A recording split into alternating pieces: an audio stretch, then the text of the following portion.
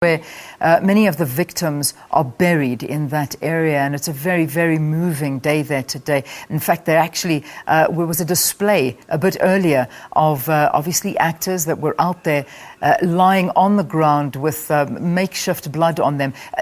These are very, very disturbing visuals, and I have to warn you before we do go over to Griselda that if it's not something you want to see, because it is disturbing, please at this point I think go away from your television screens, because it's a very harsh reminder of what happened this day exactly 56 years ago. Griselda, you're there. What's it like?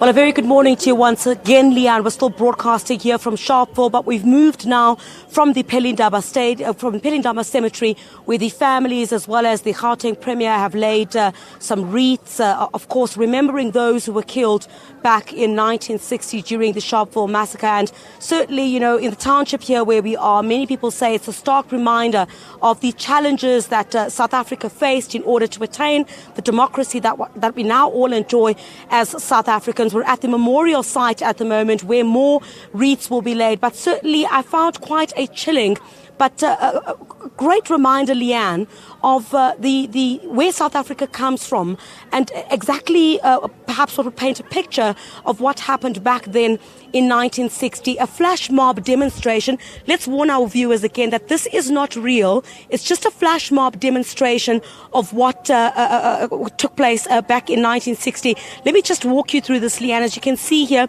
some of the residents are lying on the floor. There's some stage paint, red paint that has been put on them, of course, that looking like blood. This basically to demonstrate, both young and old, demonstrating that, you know, back in 1960, so many sacrifices were made. Of course, you must recall that demonstration was against past laws where South Africans essentially stood up and said that it was not going to happen in their name. Let me speak to one of the people participating in this flash mob. Just a reminder, this is not real. It's just a flash mob demonstration of what happened back in 1960. My brother, I see you're also lying here this morning. I see young and old participating in this flash mob. Why was it important for you to demonstrate this day, 56 years later, in this fashion? You know, we as the youth of Sharpeville, we have realized that today is the 21st of March, and it's a very important day for Sharpeville. Not for Sharpeville only, but for South Africa as a whole. As we are commemorating this day, and we are saying to those who fought for freedom for us to be free today, and provided a positive role model as they portrayed it in the past. So today we are commemorating this day and dedicated it to them to say thank you for the freedom, thank you for the opportunity for the right living, and thank you for portraying positive role models. Why was it important for you as a young person to participate? Do you think young people still understand how this freedom was attained? It takes me back to heritage. You know, heritage is something that we should conserve and protect so that future generation can have an opportunity to learn about it. What is happening today, as you can see, we are an organization based in Sharpeville. What we are doing, we are also passing it to the next generation to have an opportunity to learn about it. As you know that the youth is affected by many socio-economic issues. So art is one of them that is trying to alleviate some of the socio-economic issues. Through art and through portraying this, we are raising that youth, we still have that strength to overcome whatever hardship life threw at us. Absolutely fantastic. Thank you very much for your time. A really chilling demonstration there, Leanne, of young people saying they cannot forget what happened in 1960. Just for our sensitive viewers as well, who might be disturbed by these visuals, this is just a flash mob demonstration of what took place in 1960. Youths, both young and old, I guess, lying on the floor with some stage paint put on them to demonstrate what happened. Let's just walk through here and find out what inspired this flash mob demonstration. Let's speak to the director of this flash mob demonstration, who is Sharpeville. Let's see what inspired all of this. Teboho, thank you very much for your time this morning.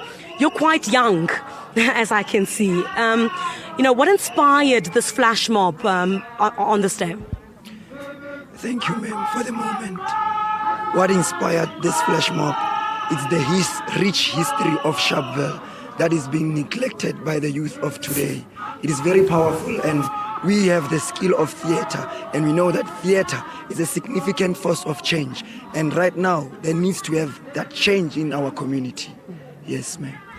Why this demonstration? I mean, there are so many ways that you could have demonstrated this. Perhaps as young people, you could have went and sat on the benches, I guess, at the cricket oval where we're heading to next. But through art, you've already mentioned. Why this specifically? This was a very sad moment for the community of Sharpeville and for South Africa as a whole. So I am somewhat when it comes to directing, I focus on content more than just entertainment. Yes. So now I tapped into the depth of the content to really bring change into the community and South Africa as a whole. How would you encourage other young people on days like this not to simply go out to browse or take it as another day off, but of course to remember the great sacrifice of those who died in the Sharpeville massacre? What would you say to them? I would firstly go with our goal as Sharpeville Academy, that we worship God with our talents. So by laying our bodies here with stage blood, I want to say to them that honor God with your body, because God is the temple, that the body is the temple of the Holy Spirit. So those people who died, they sacrificed their lives. So we should also do something for the next generation that is coming after us to show that we have lived our lives fully. Yes. Absolutely. Teboho, thank you very much for your time there, who is the director of this flash mob demonstration. Quite chilling, Leanne, but a stark reminder of how far South Africa has come in attaining some of these freedoms that we all now enjoy. What's going to take place here now is that at the Sharpeville Memorial, we're expecting the Gauteng Premier David Makura, joined, of course, by the families of the victims of the Sharpeville massacre, to lay more wreaths here at the memorial site. And there's also going to be an anti-racism march. Of course, you'll know we're all gathered here today on this, the 56th anniversary of the Sharpeville massacre, under the banner South Africans Fighting or United Against Racism. So certainly that's one of the main issues that will take center stage. Let me just bring you a bit more here of some of the placards that have been put together by these very inspirational young people. It says, "Have mercy, O Lord." This is just one of them. If we could ask our camera person, Herbert Memela, to move to this other direction. This one says, "Their blood, our future." That's quite pertinent at this stage, Leanne, because this is the future of South Africa. Clearly saying that the blood that was spilt back then was for their own future. The last one we will look at here is 69 people were killed, 178 were wounded. So a real understanding from young people here about the significance of this day. Totally, I must say, Leanne, inspiring to see that young people are also demonstrating their rich history and are ensuring that it just doesn't remain in the history books.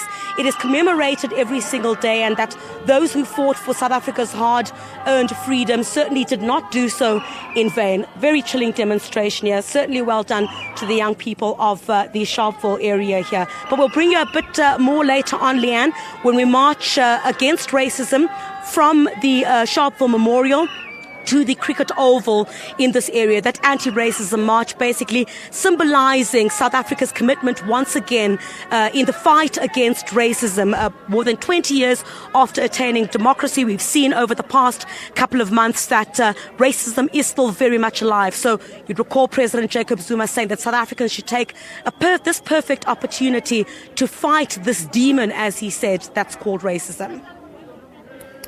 Griselda, thank you very, very much for walking us through exactly what's going on there in Sharpeville. And I must say that was exactly what I was talking about, just the fact that it is a very, very chilling demonstration, taking you back to that day all those years ago. And I can imagine the residents in that area waking up, walking into the streets and seeing something like that. That's a stark reminder of history and how far we have actually come as a country. And yeah, thanks to Griselda for being there and covering it for us.